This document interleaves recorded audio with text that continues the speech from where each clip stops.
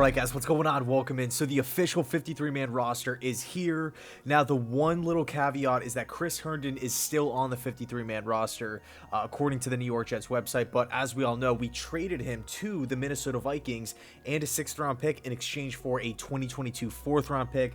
Excellent value there. And I actually had to break out the old notebook here. The link that the Jets tweeted out, their official 53-man roster, they only had pictures of the players, so I had to go and scroll through everyone and then just write down the names. So we have all 53 players here. Let's dive in and talk about this roster.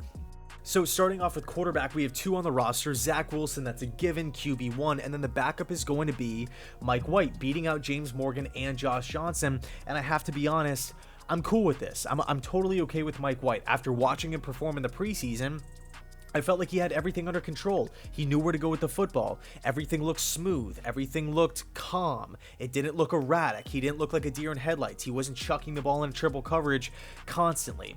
I felt like really, comparing White to Morgan here, and no pun intended, I felt like every step of the way, White was a step ahead. Minicamp, training camp, joint practices, preseason.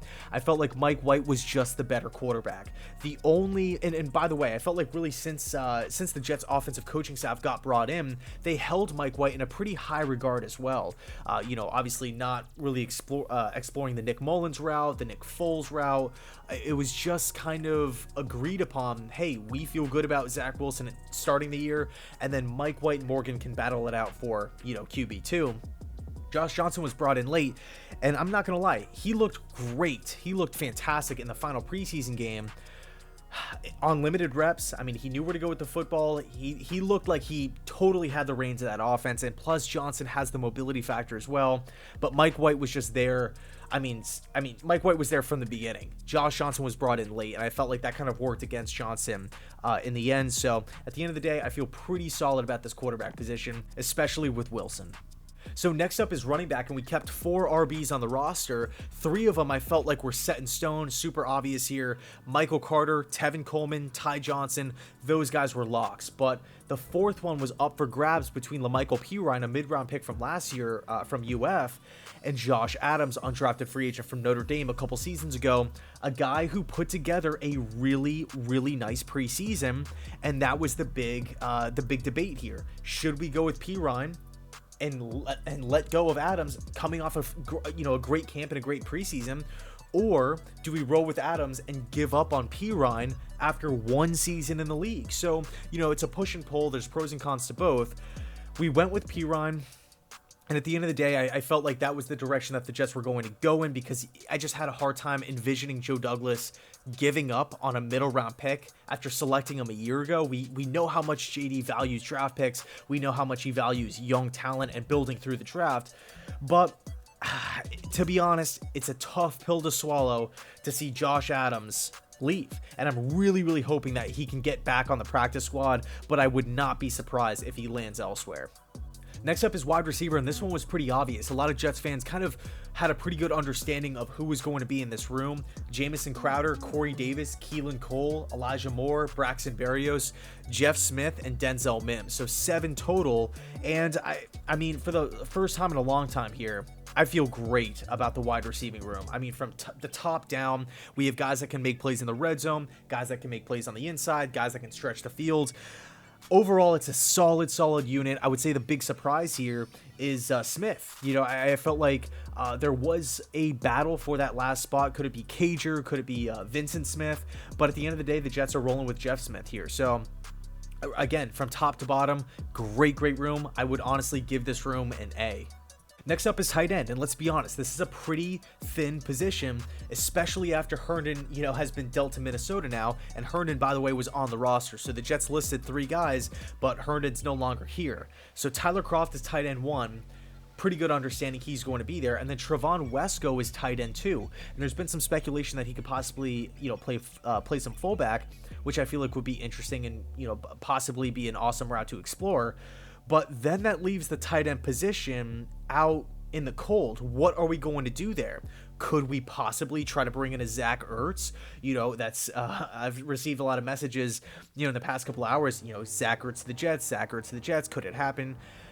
I don't want to rule it out completely, It doesn't really seem like a Joe Douglas move to me, to me personally, but I mean, at this point, when we take a look at the tight end position, it is extremely, extremely thin. I want the Jets to add a guy here before, the Panther game, obviously. Or could the Jets, promote Kenny? Or I mean, it sounds weird to say promote, but because they recently released Kenny Yeboah, could they get him on the practice squad and then bump him back up? I don't know. Maybe. It's a confusing position. We'll see what ends up happening, but tight end, pretty thin. Next up is the offensive line, and I feel like a lot of Jets fans out there have a pretty good understanding on who's going to be the starting five for this team. The question was more so focused with the backups, who's going to be providing depth. Let's talk about these players. Mekhi Becton, Elijah Vera Tucker, Connor McGovern, Greg Van Roten, Morgan Moses, George Fant, Chuma Edoga, Dan Feeney, and Connor McDermott round out the O-line. Overall, I feel pretty good about it. The only thing I somewhat question, I mean, I understand it from the Jets' point of view because they just brought him in, but Dan Feeney, I felt like struggled in the preseason.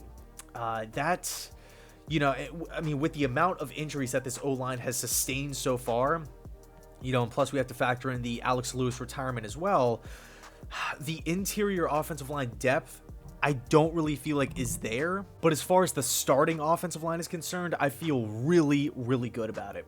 Next up is defensive line, and production from this group is crucial if we want to have overall success on the defense. A lot of guys here, let's dive into it. Quinnen Williams, John Franklin Myers, Fadakasi, Sheldon Rankins, Bryce Huff, newcomer Shaq Lawson, Nathan Shepard, Jabari Zuniga, and Jonathan Marshall. I'm really, really pumped about Jonathan Marshall making this football team. Late round pick out of Arkansas, but Marshall possesses crazy strength. He has a really high upside. He was a captain at Arkansas and had production in the SEC. And by the way, he looked pretty good during the offseason, or not the offseason period, but the training camp period by the Jets, right, during preseason and whatnot. Like, I've been impressed by Jonathan Marshall, and there was a lot of whispers around the league that, hey, maybe the Jets got a steal in the late rounds here with Jonathan. So I'm pumped about this defensive line. I mean, obviously it sucks to lose Vinny Curry, it sucks to lose Carl Lawson, but hey, we got Shaq Lawson. We're working out Deion Jordan. We'll see how that goes. But the Jets front office, the Jets coaching staff, we're not resting. We're not giving up on the season. We're actively trying to pivot and make moves to address this D-line because they frankly know how important it is. So overall, I feel great about this defensive line. Next up is linebacker, and we're keeping 5 on the roster here. CJ Mosley, Jarrad Davis, Jamien Sherwood, Hamza Nasruddin, and then Blake Cashman. Overall, I feel pretty good about the linebacker group. It's not elite, and it's going to be interesting because you have a guy in CJ Mosley who's been so dominant, back in college with the Baltimore Ravens, in his one game with the New York Jets. He has been a fantastic, fantastic player, multiple-time Pro Bowler, just an awesome leader overall. And then we have 2 young, middle to late round rookies starting right next to him in Sherwood and Nasruddin. It's going to be so much fun to watch.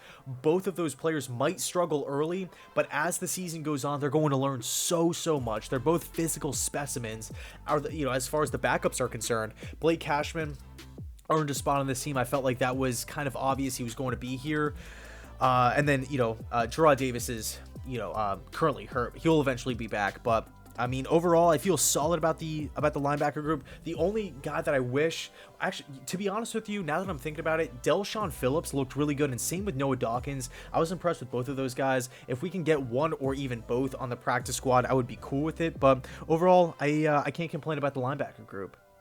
Next up, safeties. This one everybody saw coming. Marcus May, LaMarcus Joyner, and then Ashton Davis was recently activated. Huge plus there. Although I will say this, I really enjoyed watching JT Hassel this preseason. I thought in the second game and the third game, he flew around the football field. He was making plays, and I like his upside as well. So he's another practice squad guy if we could get him. But I mean, the safeties, pretty self-explanatory here. Everybody kind of had a great understanding of who was going to be in this room. Moving on to cornerback here, Bless Austin, Bryce Hall, Michael Carter from Duke, Javelin Guidry, Justin Hardy, Brandon Eccles, Jason Pinnock, and Isaiah Dunn, undrafted free agent from Oregon State, who possesses a really high upside. All right, so I mean, I feel like the first thing that just jumps into your mind here when you're taking a look at the cornerback room is youth, is inexperience. On one side of the coin, it sucks to not have that veteran leader out there, that guy who's seen a bunch of different offenses, that guy who's played against numerous great quarterbacks. But you turn the coin over and you look at it from a positive light, these guys have so much room to get better. So much potential is in this cornerback room.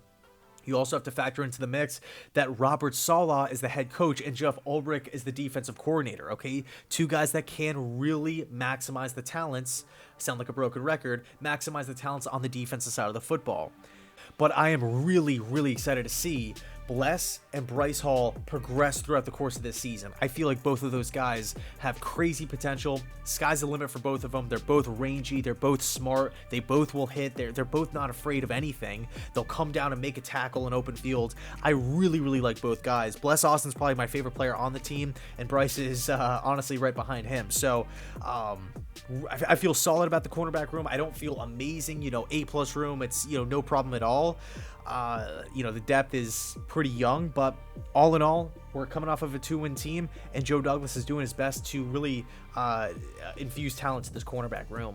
And then last but not least, the specialty players on this team: punter Braden Mann, kicker Matt Amendola, a guy who's looked excellent throughout the preseason, right? The second game against the Packers, the dude was fantastic. We have to call it like we see it. Big leg. He was money from all over the field, extra points and field goals. And then long snapper Thomas Hennessy, another given here. So all in all, man, I feel solid about this 53-man roster. It's going to be interesting to see how the practice squad plays out, because I felt like there were a lot of younger guys. We talked about the linebackers before, Dawkins and Phillips. I also really liked Eifler from Illinois. A lot of different guys here. Rashid, I mean, he definitely a practice squad guy. Cager, Lamar Jackson, trying to think of other guys.